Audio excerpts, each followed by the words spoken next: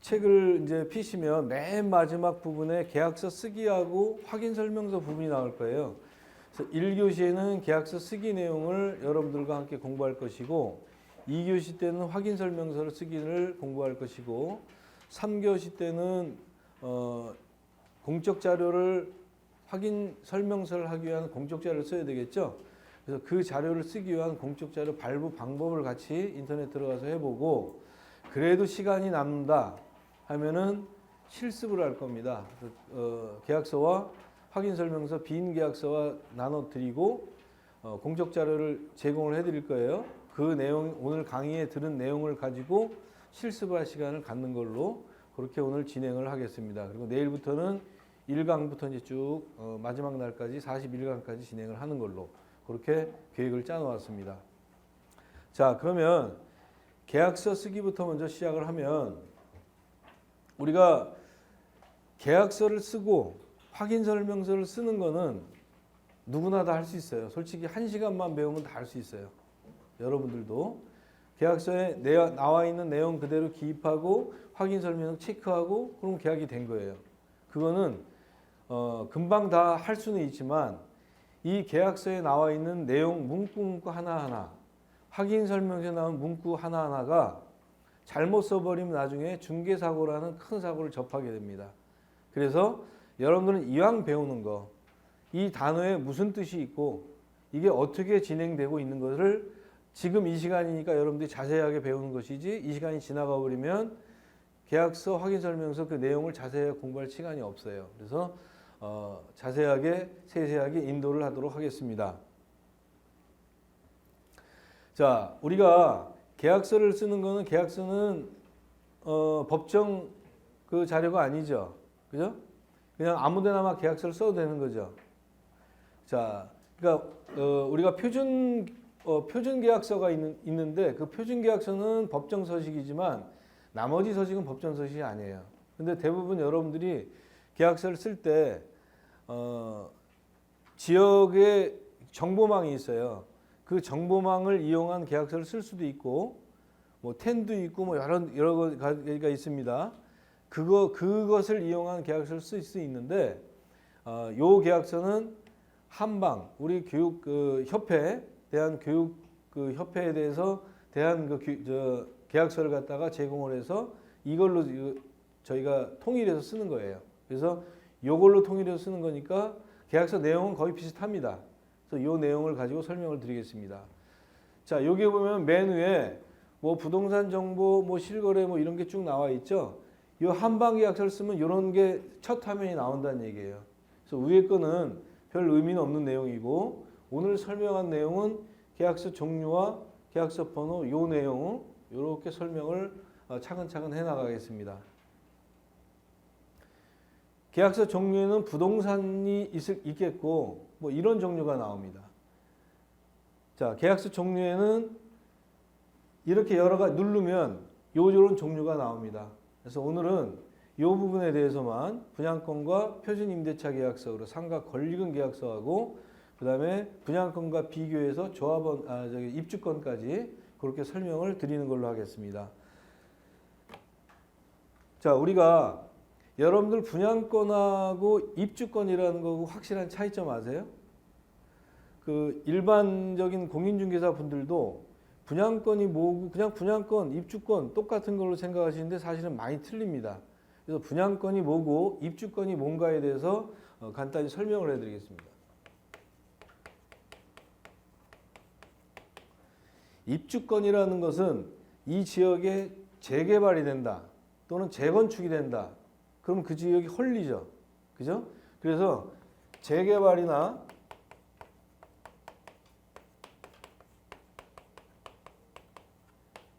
집이 헐리게 되면 집이 멸실이 되는 거잖아요. 그래서 이때는 조합원이라는 게 생기죠. 조합원의 권리가 생기는 겁니다. 입주할 수 있는 권리. 이게 바로 입주권이에요. 그러면 얘 같은 경우에는 이제 그 관리 처분이 되겠죠. 재개발, 재건축 시 관리 처분이 되잖아요. 관리 처분이 되면은 집이 남아 있어도 멸실된 걸로 인정을 해요. 그래서 관리처분 후 얘는 물권화가 되는 겁니다. 채권이 아니라 물권화가 되는 거예요. 그래서 입주권은 요 관리처분 후에 물권화가 되기 때문에 물권화가 됐다는 얘기는 뭐예요? 종부세나 재산세, 그러니까 보유세 계산 시에는 세금에 포함이 된다는 얘기예요. 그래서 물권화가 된 즉시에 보유세에 해당되는 재산세와 종부세에 세금을 매길 수 있는 권한이 있는 거예요. 얘는 물권화가 돼서 아시겠죠? 그리고 얘는 취득세를 2번 냅니다. 얘 같은 경우는 관리처분 후에 멸실이 안 됐다 해도 집은 멸실된 거를 인정한다 그러잖아요. 그러면은 입주권을 얻기 때문에 토지에 대한 취득세를 먼저 내요. 토지에 대한 취득세를. 그러니까 입주권이 먼저 생긴 다음에 토지에 대한 취득세를 먼저 냅니다. 그리고 나중에 완공된 다음에 건물에 대한 취득세를 또 내요. 요것이 좀 틀린 것이 있어요. 이따가 나올 분양권과 좀 틀린 게 바로 이 부분이고 얘는 물권화가 되는 거라는 거. 그리고 입주권과 분양권은 둘 다 취득세나 양도세를 계산할 때 주택수에 다 포함이 됩니다. 그건 아시죠? 그죠? 자, 다시 한번 말씀드리면 입주권이나 분양권은 다른 주택이 있느냐 없느냐, 그러니까 취득세나 또는 양도세를 계산할 때 주택수에 포함된다는 것. 이것만 생각하시면 되겠고요. 자, 그 다음에 분양권은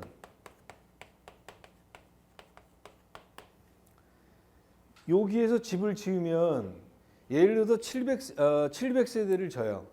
근데 700세대 중에서 500세대가 조합원이야. 그럼 조합원 입주권은 조합원이 500세대가 입주권으로 날아가는 거죠. 그 나머지 200세대가 남는 거죠. 그럼 그 200세대 가운데 청약을 하는 거예요. 청약을 해갖고 당첨해서 입주할 수 있는 권리가 분양권이에요. 그럼 얘는 아까 입주권은 관리처분 후에 바로 물권화가 된다고 그랬었는데 얘는 그냥 채권이에요. 그냥 권리야. 그러니까 보유세 계산 시에 얘는 보유세 계산을 할 필요가 없다는 얘기예요. 재산세, 종부세 이거 아무 상관이 없어요. 권리이기 때문에. 그런 게 차이점이 있고요. 그 다음에 얘는 취득세를 갖다가 분양권을 얻었다고 취득세를 바로 내는 게 아니라 얘는 입주할 수 있는 권리이기 때문에 나중에 다 완공된 다음에 취득세를 내는 거예요. 얘하고 틀립니다. 그 의미가 차이점이 있다는 얘기고. 아시겠죠? 그래서 대신에 입주권과 분양권은 취득세, 양도세 계산 시에는 취득세에 포함된다.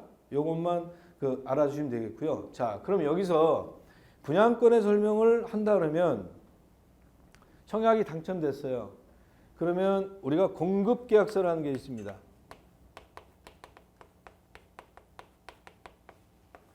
공급계약서라는 것은 얘는 분양권이기 때문에 당장 등기가 없죠. 얘가 등기 역할을 하는 거예요. 그래서 공급계약서는 누가 들어가 있냐면은 얘를 시행을 하는 시행사와 그 다음에 조합이 들어가 있습니다. 이 사람들이 이제 주인이 되는 거야. 건물주가 돼갖고 분양을 공급계약서를 맺습니다. 그러면 보통은 계약서에다가 10%의 계약금을 내죠. 그리고 쭉 중도금을 뭐 내고 그 다음에 잔금을 뭐 10에서 30%를 내죠. 뭐 잔금을 뭐 한 30% 낸다고 쳐요. 자, 그래서 이때까지를 우리는 전매 기간이라고 얘기합니다. 전매 기간이라고 명명을 해주는 거예요. 자, 그러면 전매가 함부로 막 되느냐? 안 되죠. 그래서 청약을 공모를 할 때 거기 딱 명기가 되어 있습니다. 본 아파트는 전매 제한 기간은 언제부터 언제 기간입니다. 보통 서울 같은 경우는 3년에서 한 10년 주어집니다. 어찌됐든 이 전매를 해야 될 필요성이 있는 사람들이 있겠죠. 그죠? 자, 그랬을 경우에 예를 들어서 이 총 분양가가 5억입니다. 그럼 공급계약서의 계약금을 5천만 원 했겠죠. 5천만 원 했습니다. 그리고 중도금을 한 1억 정도 했다고 쳐요. 자, 그러면 요 분양권의 그 매매를 할 때, 전매를 할 때 거래 가액은 어떻게 되느냐 하면 이 분양권의 거래 가액은 지금까지 내가 낸 불입한 돈, 이 분양가가 아니라 내가 낸 돈, 그러니까 쉽게 말해서 내가 낸 돈이에요. 그 다음에 내가 이걸 잡아놨으니까 프리미엄이 존재하겠죠. 자, 그래서 얘를 프리미엄을 합쳐서 이 부분이 바로 거래가액이 되는 거야. 이 부분이요. 그러면 전매기 5천만 원 계약을 했고 중도금을 1억을 냈어. 그 다음에 프리미엄이 예를 들어서 한 1억이 붙었어. 자, 그러면 이 아파트의 거래가액은 얼마예요? 2억 5천이죠. 5억이 아니에요. 그래서 거래가액을 쓸 때는 5억을 쓰면 안 된다는 거야. 2억 5천을 써야 된다는 얘기야. 이해가 되시겠죠? 그럼 우리가 제일 중요한 게 중개수수료인데 얘에 대한 중개수수료를 받느냐 아니면 얘에 대해서 중개수수료를 받느냐 차이점이 많이 있습니다. 만약에 얘를 갖다가 거래가액으로 써가지고 받는다면 2억에서 9억까지는 바뀐 중개사 보수율에 의해서 0.4%예요. 2억에서 9억까지는. 0.4%라는 얘기는 얘를 계산한다면 200만 원이 나오죠. 자, 200만 원이 나옵니다. 얘로 계산한다면 이것도 0.4%니까 얼마 나와? 100만 원이 나오죠. 자, 100만 원이 나와. 얘를 받고 싶어? 얘를 받고 싶어? 얘를 받고 싶죠? 그러나 분양권의 전매를 할 때는 분양가액이 거래가액이 아니라 내가 낸 돈 플러스 프리미엄이라는 얘기예요. 그래서 이걸로 거래가액을 써야 된다는 얘기예요. 만약에 이거를 거래가액을 써서 수수료를 200만 원 받았다. 그러면은 뭐가 되는 거죠? 수수료 과다수수가 되나요? 그죠? 배우셨죠? 그 공인중개사의 금지행위 배우셨죠? 시험에 나왔나요, 이번에? 공인중개사 금지행위.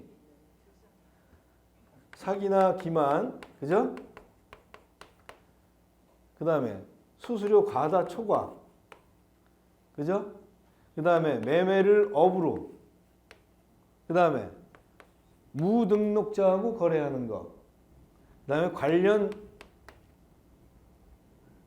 관련 증서를 갖다 거래하는 거, 그죠? 그 다음에 직접 거래, 그 다음에 쌍방 대리, 그다음에 투기를 하거나 투기 조장, 이런 것들은 다 공인중개사의 금지행위에 들어가죠. 그렇죠? 그래서 요게 들어간다는 얘기예요. 만약에 요 분양가로 거래가액을 써서 200만 원을 받는 즉시 이 사람이 신고를 하면은 수수료 과다 수수료 해가지고 공인중개사 금지행위에 들어가서 요거는 우리가 임시 등록 취소가 되죠. 그죠? 임취라는 걸 배우셨죠? 임취하고 업무정지를 받습니다. 유월을 받습니다. 이 유월이라는 얘기는 폐업하라는 얘기가 똑같은 거예요. 일주만 돼도 굉장히 타격이 심한데 유월이라는 얘기는 그냥 때려치라는 얘기예요. 자, 이렇게 받을 수 있는 행정벌을 받을 수가 있기 때문에 이런 걸 주의하도록 하시겠습니다. 그러면 분양권에 대해서는 이 정도면 설명이 끝났겠죠. 그죠? 자, 그 다음에 표준 임대차 계약서.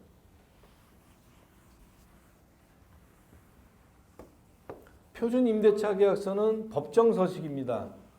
나머지 계약서는 우리가 법정 서식은 없어요. 그냥 아무 종이에다 그냥 막 써도 계약서 채권화가 되는 거지만 표준 계약서는 국가에서 법정으로 나온 겁니다.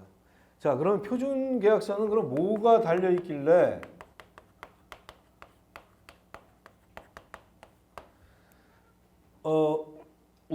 등록된 임대사업자 있죠. 임대사업자. 임대사업자는 반드시 이걸로 해야 돼요. 그냥 계약서를 쓰면은 반려가 됩니다. 그래서 등록 임대사업자가 쓰는 것이고요.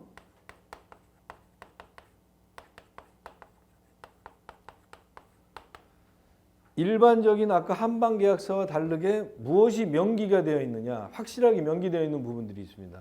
어떤 게 명기가 되어 있을까 보니까 첫 번째, 얘는 주택 등록 임대 사업자는 임대료를 상한을 할 때, 상향할 때 5% 인상이 이상하면 안 돼요. 그래서 5% 임대 상한, 요거를 지켜라. 그 1년 내에 또 다시 증액을 하면 안 된다. 이런 내용이 명기가 되어 있습니다. 그리고 두 번째는 의무 임대 기간.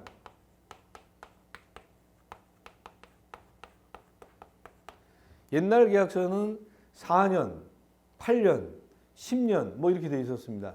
4년하고 8년짜리는 없어지고 장기 10년만 남아있죠. 그래서 그 내용을 의무 임대 기간을 명기를 해놨습니다.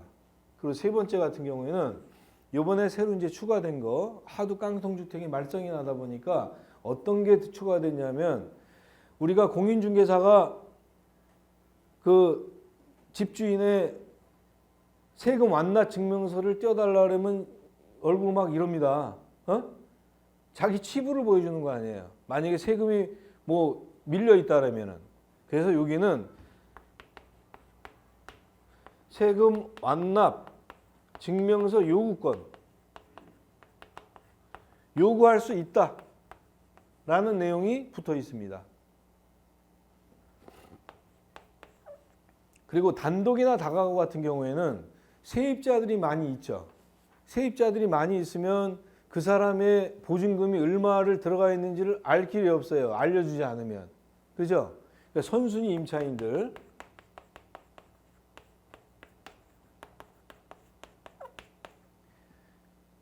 선순위 임차인의 그 보증금 현황이라든가 그 다음에 확정일자 현황을 물어볼 권리가 있습니다. 이런 것들이 다 명시가 되어 있어요. 그리고 마지막으로 하나, 우리가 우선 면제를 받으려고 한다면 계약서 내에 뭐라고 써 있냐면은,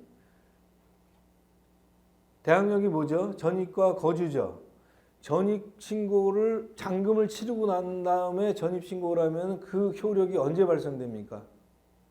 그날 발생돼? 다음날 발생돼? 다음날 발생되죠. 그것을 이용해서 나쁜 깡통주택을 만드는 깡통들이 많이 생겨났죠. 그날 전세를 놓고 잔금을 다 치른 다음에 얘를 갖다가 이미 근저당서를 만들어 놓고 은행에다 쑥 집어넣는단 말이야. 그럼 나는 1순위라고 생각하고 룰루랄라 들어갔는데 얘는 지금 다음날 권리가 발생되니까 근저당을 집어넣는지 모르잖아. 그럼 얘가 1순위가 돼버리고 나 졸주에 2순위가 돼버려서 우선 면제권이 없어져 버리는 거야. 자, 그래서 이 내용상에다가 세입자가, 그러니까 임차인이 전입을 완료하고 다음 날까지 다른 권리관계에 대한 설정을 하지 않기로 한다라는 내용이 들어가 있습니다. 근데 솔직히 않기로 한다 그런 내용만 들어가 있으면 뭐 할 거야? 해버린 그만인데. 그죠? 그게 좀 법이 좀 이상해. 차라리 다음 날을 좀 바꿔줬으면 좋겠는데, 다음 날에 아니라 즉시 한다 이렇게 하면 좋은데 왜 그걸 못 바꾸는지 나는 아직 모르겠어요. 저도 내 머리로서 모르겠는데, 그걸 안 바꾸고 그냥 다른 권리 관계 설정을 안 하기로 한다. 그것만 이게 들어가 있는 거예요. 하면 어쩔 건데 마찬가지 아니야 어차피. 그죠?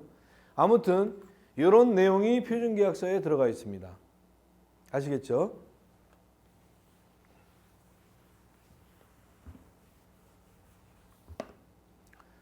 그 다음에 상가 권리금 계약서. 상가 권리금은 우리가 계약서를 2번 쓰죠. 상가를 할 때는 권리금이 있는 계약은 2번을 씁니다. 그러니까 첫 번째 계약은 현재 임차인하고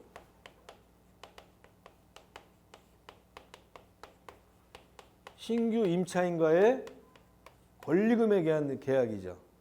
권리라는 것은 거기에 있는 바닥 권리, 또는 시설 권리, 내가 여태까지 열심히 쌓은 영업 권리, 이런 걸 다 합쳐가지고 퉁쳐서 그냥 권리금이라고 하는 겁니다.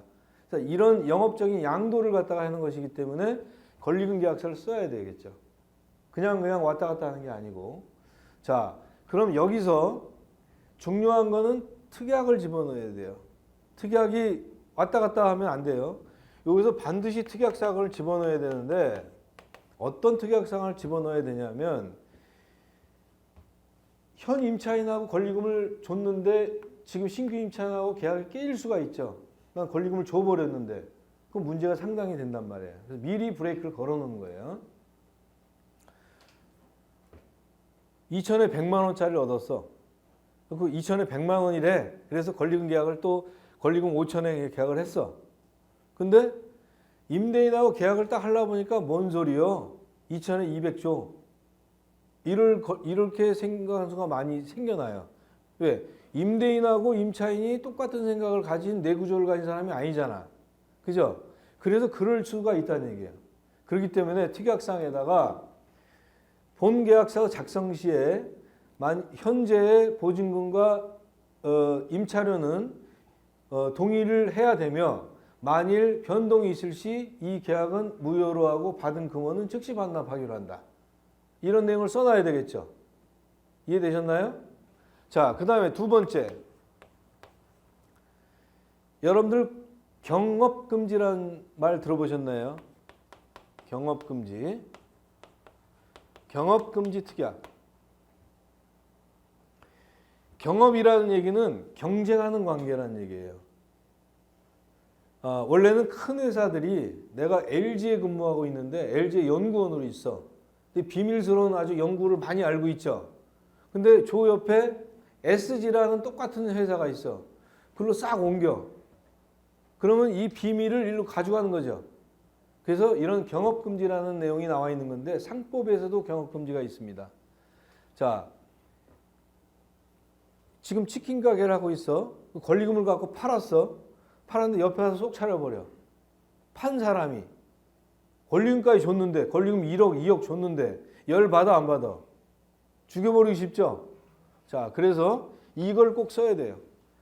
판례는 뭐라고 나와 있냐면 경업금지 조항을 쓰지 않았을 경우에 패소하게끔 돼 있어요. 권리금을 돌려달라 해도 안 돌려도 상관이 없어. 그래서 부동산도 마찬가지죠. 내가 실장으로 데리고 있었는데 실장이 요걸 갖다가 샀어.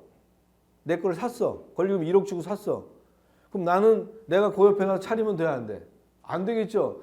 이런 자식들이 많아요. 그런 쓰레기 같은 사람이 있기 때문에 경업금지를 써야 된다는 얘기예요.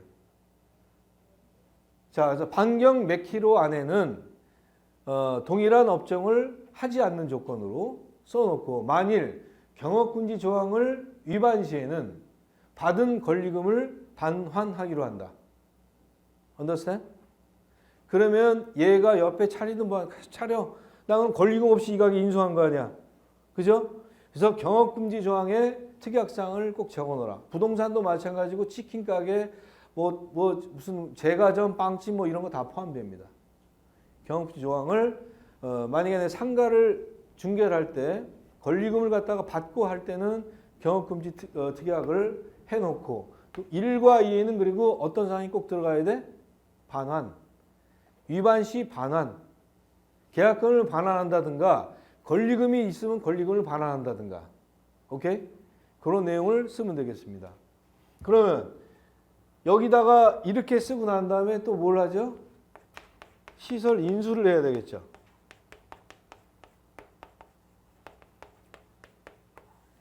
그래요, 안 그래요? 이게 쫙 해갖고 권리금이 뭐라 그랬어요? 바닥권리, 시설권리, 영업권리라 그랬잖아. 시설도 내 거 아니야. 근데 처음에 이걸 체크를 안 해놓으면 뭐가 반드시 없어져. 나중에. 이게 있었는데 왜, 아니, 그거 원래 없었어요. 이러면 되잖아. 그렇게 잡아떼면 끝나는 거 아니야. 그렇기 때문에 시설 인수를 갖다가 차근차근 공인중개사와 함께 권리금이 뭐 1,000만 원, 뭐 1,500만 이런 건 그 신경도 안 쓰는데 권리금이 뭐 몇천만 원, 1억 넘어가는 것 같은 경우는 신경 써야 돼요, 나중에. 왜? 내가 챙기는 돈이 있기 때문에 공인중개사 그 정도는 해줘야 된다는 얘기야. 잘 체킹해줘가지고. 그래서 이런 거 시설물 체크를 다 하고 나중에 빼돌리지 못하도록 그렇게 시설 인수 확인까지 여러분들 교과서에 보면 나와 있을 겁니다. 그죠? 자, 그러고 그리고 두 번째는 뭐가 됩니다. 비로소 이제 임대인하고 그 다음에 신규 임차인하고 무엇을 씁니까? 임대차 계약을 쓰는 것이죠. 그러니까 권리금 계약서를 먼저 쓰고 난 다음에 그 다음에 얘를 써서 영업을 잘해서 돈 많이 버시면 된다는 얘기예요. 그렇죠? 그럼 권리금에 대해서 수수료도 받고 얘에 대해서 수수료도 받고 이렇게 되는 거예요. 공인중개사는. 이해되시겠죠? 자, 그래서 상가 권리금 계약서, 조합원 입주권까지 같이 포함해서 설명을 드렸습니다.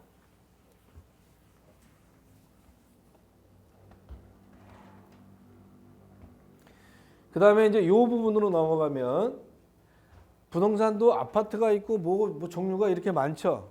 이렇게 많이 나옵니다. 눌러주면. 그래서 오늘 설명할 거는 이 부분하고 그 다음에 생숙하고 지산이라는 걸로 설명을 해드리겠습니다. 이 부분은 여기까지는 뭐 다 아는 내용일 거예요. 아는 내용이지만 일단 여러분들이 머리를 식힌다는 의미에서 한번 테스트한다는 의미에서 다시 한번 강의를 해보겠습니다. 다세대 주택이다.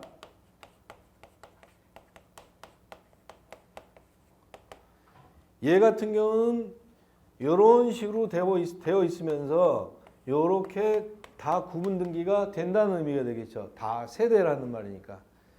얘는 바닥 면적 660제곱미터 이하이면서 그 다음에 4층 이하의 건물을 말하는 거죠. 그죠? 그리고 얘 같은 경우는 공동주택이죠. 얘는 구분 등기 가능해요? 네. 구분 등기 가능하고. 자, 이 정도가 이제 다세대 주택으로 분류가 되는 거고. 다 가구라는 얘기는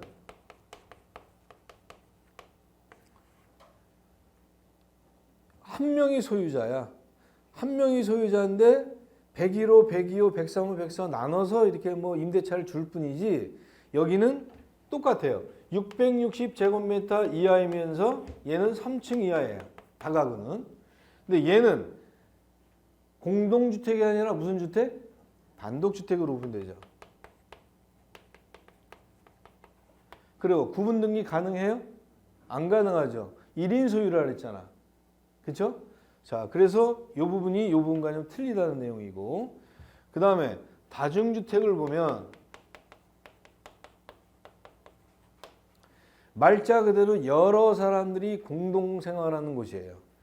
이 내용도 마찬가지로 660제곱미터의 3층 이하입니다. 여러분들도 660으로 아마 배웠을 거예요. 이거는 21년 6월 달에 개정이 됐기 때문에 원래는 다중주택이 330제곱미터 이하에 있었어요. 이게 21년 6월 달에 개정이 되었고 다가구 주택과 똑같은 면적으로 3층 이하의 면적으로 바뀌었습니다. 그래서 요것도 공동주택이 아니고 단독주택이죠. 얘도 단독주택이라는 얘기고, 그 다음에 얘도 구분 등기를 할 수가 없죠. 자, 그래서 그리고 얘는 취사시설을 할 수 있어요, 없어요? 얘는 취사시설을 할 수가 없습니다. 공동 다중이기 때문에 방만 나눠져 있을 뿐이지 취사시설을 하려면 중간에다가 얘네들 다 같이 이용해. 이런 식으로 할 수밖에 없어요. 취사시설은 할 수가 없습니다. 근데 얘네들은 해요. 어떻게 하느냐? 완공을 다, 그러니까 사용 승인을 다 받은 다음에 그 다음에 취사시설을 해버린다는 얘기예요. 그럼 얘는 불법, 합법? 불법이라는 얘기죠. 그래서 공인중개사 여러분들이 중개를 할 때 얘하고 얘는 비스무리하게 생겼어. 다가구 다중주택은 비스무리하게 생겼단 말이야. 어차피 1인 주택이기 때문에. 그래서 요 건축물 대장을 봐가지고 다중주택으로 나와 있다 하면은 요 부분을 반드시 설명을 해줘야 돼요. 나중에 너 이사 가게 될 수도 있어. 이거 설명을 안 해준다면 나중에 문제가 생길 수가 있어요. 막 하면은 할 말이 없는 거야, 공인중개사는. 나중에 다 뭔가를 토해내야 돼요. 그래서 뭔가가 문제성이 있다는 거는 공인중개사는 일단 확인 설명을 다 해줘야 돼요. 얘랑 비슷하기 때문에 그냥 하면 되겠지가 아니라 얘는 취사시설을 할 수가 없어요. 그러니까 나중에 취사시설을 다 철거할 수밖에 없다. 걸리게 되면. 그런 설명까지를 해줘야 돼요. 근데 걸릴 확률은 거의 없죠. 없지만 일단 해주라는 얘기야.